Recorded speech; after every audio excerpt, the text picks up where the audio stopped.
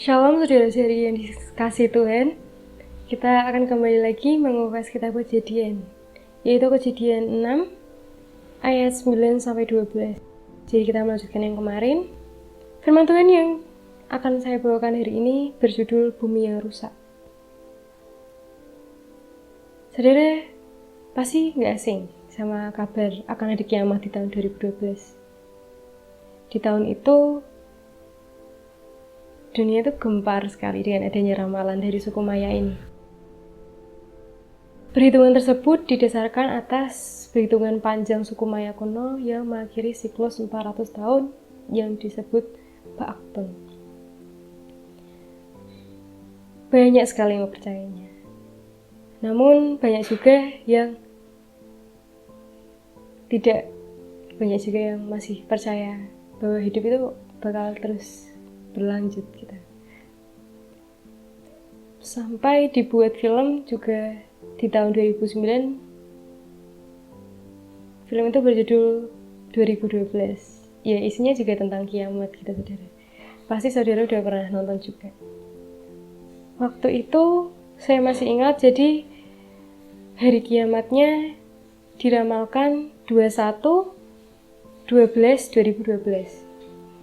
Sehari sebelum itu saya masih ingat, saya tuh parno sendiri, saya gak bisa tidur karena pengen banget jadi pemuda yang kemana-mana gitu, pengen banget nyoba gimana sih orang besar bisa bepergian sendiri gitu.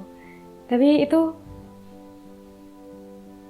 kayaknya saya masih SD tuh 2012. Saya takut kan, karena saya belum merasakan keseruan anak-anak remaja, anak pemuda itu seperti apa gitu. Terus saya bilang ke mbah saya waktu itu, mbah saya takut besok kiamat gitu. Mbah saya tuh jawab gini, "Gus, enggak kok gitu. Kamu masih akan terus bertumbuh, jangan takut." Itu saya sampai nangis, saudara, karena bener-bener pengen banget masih hidup gitu. Akhirnya saya tidur di pelukan mbah saya, karena kalau nggak gitu saya nggak tenang, saudara, karena takut besok mati gitu. Tapi untungnya sampai sekarang saya masih hidup, begitupun dengan saudara masih hidup. Kita masih dikasih kesempatan sama Tuhan untuk hidup di bumi ini. Sebelum kita lanjut, mari kita membaca Alkitab kita. Kejadian 6 ayat 9-12. Riwayat Nuh. Inilah riwayat Nuh. Nuh adalah seorang yang benar dan tidak bercela di antara orang-orang sezamannya.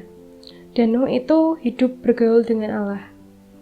Nuh memperanakkan 3 orang laki-laki, Sem, Ham, dan Yafet. Adapun bumi itu telah rusak di hadapan Allah dan penuh dengan kekerasan. Allah menilik bumi itu dan sungguhlah rusak benar, sebab manusia menjalankan hidup yang rusak di bumi. Di sini dituliskan bahwa saat Nuh, bumi itu sudah rusak. Dan dikatakan juga rusak benar. Jadi benar-benar rusak ya, saudara. Bukan karena apa atau apa, tapi karena manusia itu sendiri. Di sini dikatakan sebab manusia menjalankan hidup yang rusak di bumi. Berarti manusia itu sudah melakukan dosa, sudah penuh dengan kekerasan dan menyakiti sesama. Ini bisa dibilang kita tuh kembali lagi di era Nuh, saudara. Bukan tentang air bah, tapi tentang hidup manusia yang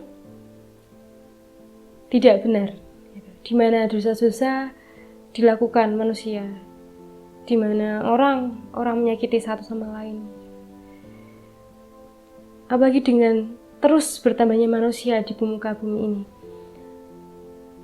Bukannya rukun, bukannya akur, tapi malah berseteru, malah tidak menghargai sesama. Memang pada dasarnya manusia terciptakan punya pemikiran yang berbeda-beda. Soalnya itu di situ, saudara.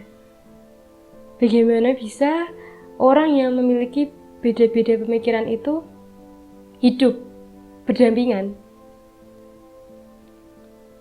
Orang antara keluarga, antara teman aja itu bisa saling cekcok, apalagi sama orang lain. Orang antara keluarga, antara teman aja terjadi kasus pembunuhan gitu, apalagi dengan stranger. Jadi mau sedekat apapun, hubungan itu tidak mempengaruhi pikiran jahat dan emosi pribadi manusia. Nah, yang harus kita lakukan, yaitu yang pertama, peduli terhadap sesama. Jadi menimbulkan rasa kasih itu dalam hati kita, hati pribadi antar manusia. Menerima jika terjadi perbedaan pendapat, terjadi perbedaan kemauan, jadi saling mengalah gitu sudah. Tak jauh-jauh dulu gitu.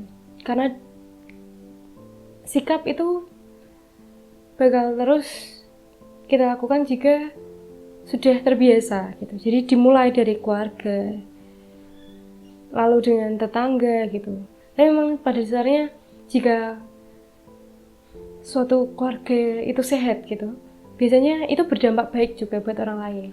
Jadi memang keluarga itu benar-benar mempengaruhi saudara. Jika keluarga Anda tidak sehat, biasanya susah juga untuk hidup dengan orang lain di sekitar gitu. Jadi jadilah sebuah keluarga yang baik, keluarga yang sehat gitu, jadi bisa berdampak dan akhirnya kita juga bisa terbiasa masih keluarga, masih orang lain gitu. Yang kedua, peduli terhadap lingkungan. Kita tahu hari demi hari manusia makin banyak kebutuhannya. Hari demi hari banyak terjadinya kekerasan.